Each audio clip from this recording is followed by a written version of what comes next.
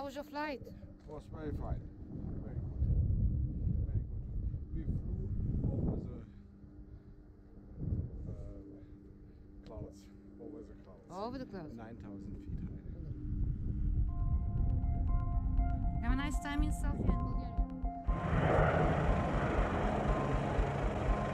So, how is your flight, sir?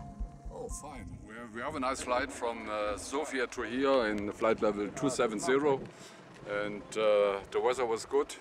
In the approach we had a lot of clouds and it was a little bit raw, like bull riding, but the approach was very good. Now for the first we will stay 2 days in this area. We go by bus to Plovdiv, because the Plovdiv airport is closed by military, I think so, and therefore we have to take a bus. And I think tomorrow we will look around Sofia and leave in 2 days. We are leaving to Greek. We had a great flight from Bratislava direct to here. Direct? Yeah. How many hours do you have From what? in your life In my as a life? pilot? Some 12,000. Alex, we're gonna fly together? I hope so.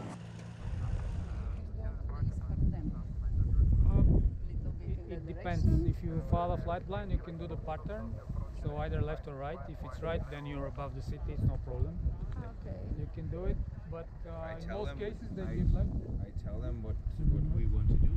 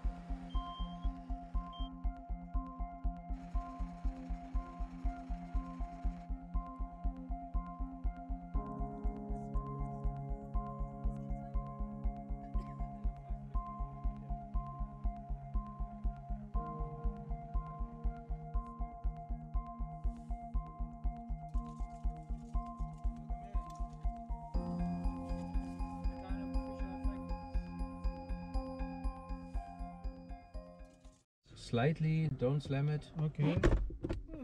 Yeah. Like a and good car. like in a car. It's exactly. closed. That's it. So you buckle up.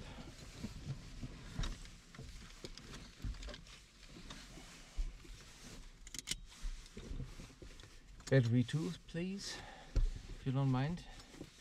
Battery 2 from the left. On the left, yeah. Switch on battery 2. Battery 2, bat 2, yeah. Yeah. Okay. Now we check that this goes on, this and this does not, and no light here, because the essential bus doesn't feed the main bus. Okay. Essential bus voltage 24.7, healthy. So battery 1. 22, okay. Battery 1. Okay. And we don't need request startup because we are VFR. All right. So we just, here's the chute. Yeah, that's the ballistic system.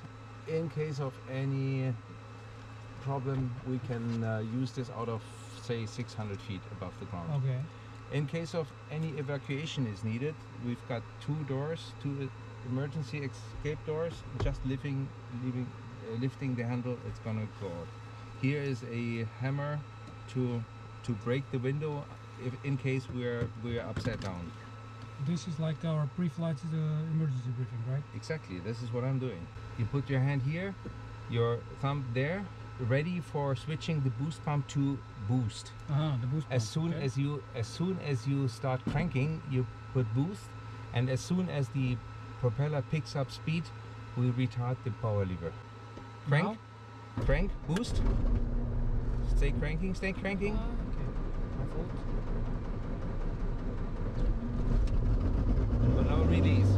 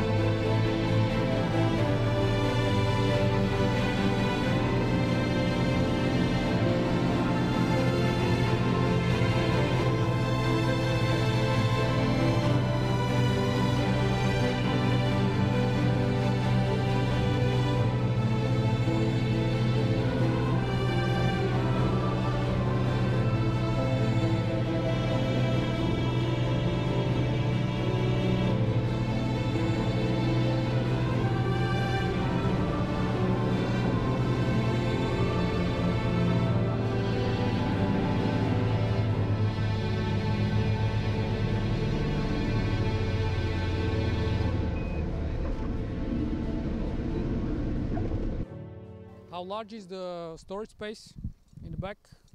You can put 69 kilograms, and it is huge. 59, yeah. And you can flip down flip forward the back seats, yeah. the backrest.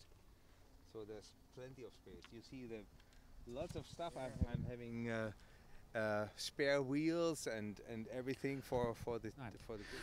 So Jan, thank you very much for this flight. As we actually, although it was my pleasure all the way. I'm really, excuse me for the handling difficulties, but it was my first and only flight in the SR-22. I did not notice.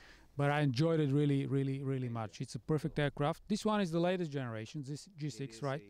G6 generation 6 aircraft with the new Garmin Perspective Plus software and hardware, the most state-of-the-art. It still follows the same philosophy though of the Cirrus aircraft. How different it is from the previous generations of this particular aircraft? This is always upgrades, always a little more safety, a little bit more features to make your life as a pilot easier, more comfortable, and to make flying as it is safer, more efficient, fuel efficient, time efficient. And this is always tiny little improvements. Like in this plane, you have a Cirrus IQ system. I can from my iPhone, I can check the fuel status on the battery status from remote areas just via an internet connection. So the plane is fully connected inside and out. So it's a smart plane then? What it's supposed to be. Yeah. So to say, you said fuel burn. Regarding fuel burn, how much does it burn per hour? We are flying about 350 kilometers with a fuel of say 50 to 60 liters. So if you compare that to a car, we are just using a little more than a luxury car, maybe 20 liters per 100 kilometers, yeah. which is of course we are flying straight, and little more. Yeah. So if you fly 350 kilometers an hour, I think that pays off to burn about 50 to 60 liters an hour. And of course, we don't run the engines rich of peak as in the previous time. We fly lean of peak. It's a lean mixture engine. So it's very fuel efficient, even with these old dinosaurs, as people say, engines. Because the engines, the basics of the engine is about 50 plus years old, but we stopped it being that thirsty as it used to be. But in aviation, the simpler is always the better regarding engines. Absolutely. Of course, I'd like to have more electronic ignition or injection or something like this, but it is very hard to justify the effort to certify something like this. So it's a simple engine with a magneto running without electricity from outside, and it is very easy, safe, and foolproof actually. What is the typical customer of this kind of aircraft? It's a big variation from a private pilot who uses this for flying back and forth with the family, or the business person who uses the plane for seeing people and making 3 appointments a day in whole Europe, which is usually a day of traveling for one each. So they do triple the efficiency by just traveling. It's a traveling machine, and it makes Europe getting more closer. Smaller place. From Berlin, it took me less than 2 hours to fly to Bratislava last night, and today I'm here in Sofia. And from Bratislava to Sofia, it is just under 3 hours of flying time. So it's rather easy to leave in the morning and after breakfast and have a very nice lunch in Sofia, something like this. What are the most important things that future pilots of this aircraft and owners, of course, need to know before they decide or make a decision to buy one or fly on one? It is, of course, a very state-of-the-art airplane. So if you want to learn flying, just start with a state-of-the-art airplane. And I've been training. I'm a flight instructor myself. I've been training so many private pilots to their private pilot license in their personal aircraft, and they learn to fly a state-of-the-art aircraft from the very beginning. And I think it's rather normal that people get out of a state-of-the-art car onto the airport and use a state-of-the-art airplane for learning to fly. So I guess you don't typically get any negative feedback for the aircraft. The most of the people like it. Some like it more, some like it less. Of course, there are so many beautiful, wonderful aircraft in this world, and every aircraft is doing what the most pilots desire is, just keeping us airborne and making us fly. And there aren't any bad airplanes in this world, but this is something very special. I love it, and I think the people who decide to buy something like this, there are quite a few. In the last years, we are above 8,000 produced aircraft. We are producing some 400 airplanes per year and selling these, and I think a lot of these 8,000 people cannot be all in error to buy a plane like this. Of course, it's one of the safest out there. There were around 200 accidents in which the ballistic parachute recovery system was deployed, and more than half of those aircraft are still flying, right? That's I don't know the numbers exactly. A few of them are flying again, but you know, it is just having a plan B, a safe return to the ground, and on the other hand side, it is just plain fun.